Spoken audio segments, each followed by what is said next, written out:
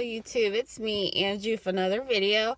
And today I want to talk about Nashville and what I think it might happen.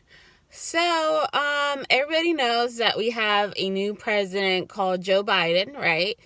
And, after watching the bombing from yesterday, of course, it was Christmas Day, in Nashville. I guess somebody put a bomb thank God it was empty. I'm assuming that person knew that place was, there wasn't gonna be, a lot of people. So I guess they put the bombs there, and I guess they were in an RV, and they decided to call the police and say there's a bomb, and, it's gonna be turned off in 15 minutes. Nobody knows if somebody was in the RV or not, or whatever the scenario was. But, I digress there. So what do I think? Either A, it's a setup because there is nobody there, so they knew nobody's gonna be there, or B, it was a real thing, and pretty much I believe this is a warning to President Joe Biden. Either is one or the other, but it might be a false flag. The reason why I say that is because nobody was usually there. Usually the real thing happens when there's a lot of people. So I wouldn't be surprised if they're going to do this again, but when Joe Biden's actually president. Of course, the FBI is on top of this and everything, but, it's just weird timing that everybody knows that Trump is leaving office in less than 30 days, and they decide to do this whole bombing situation. Just find it very odd, very weird. It's, first of all, it's a destruction of property. Let's say if it was just a fake flag. It's just a destruction of property. Why would you even want to do that? You know what I mean? But if it was real, okay, if it's just the real scenario, then it was a destruction of property, and it was pretty much a threat to the American people, right? And there's going to be more. That's what I think is going to happen. There's going to be more.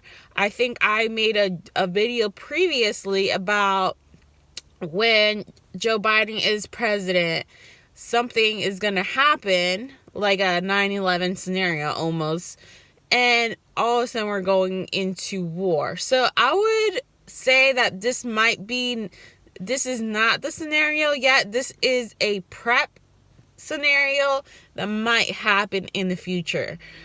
So look out for that. Prepare yourself for the worst. Get water, get food. Also, another thing I noticed, if you're going to a food line, they don't give you water at all. I don't know if anybody has noticed, anybody who goes to food banks, they don't give you water at all. So I wonder, my question is why? Why do they not give you water? I just find it very odd. I find it very weird. So if you are going to a food line, make sure you buy water on the side. Do not depend on the government to give you the food and food that you need, that's necessary, because there's going to come a time that there's not going to be a food line anymore. There's not going to be food coming out, and you are on your own. So pretty much save the money that you can and buy food when you can, because these programs are going to shut down, and the people that are on the food lines are going to go hungry. So you got to make sure you're prepared for the worst, and you cannot depend on the food bank. And talking about food shortages, I probably didn't know what a food shortage was or how it would look like. I'm assuming now that I know a little bit more information about food shortages. Let's say in your neighborhood there was a store, like a grocery store, and then all of a sudden it just disappears.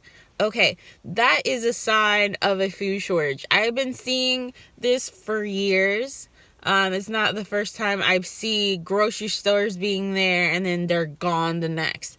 So beware of your neighbor neighborhood, be aware that you have access to another grocery store that you can go to, because the grocery store next door might not exist anytime soon, and then one day you wake up and it disappears. So make sure you know all the grocery stores that's around your surroundings. And another thing, if in case something happens, like people waiting outside in line for hours at the grocery store, make sure you know local farms.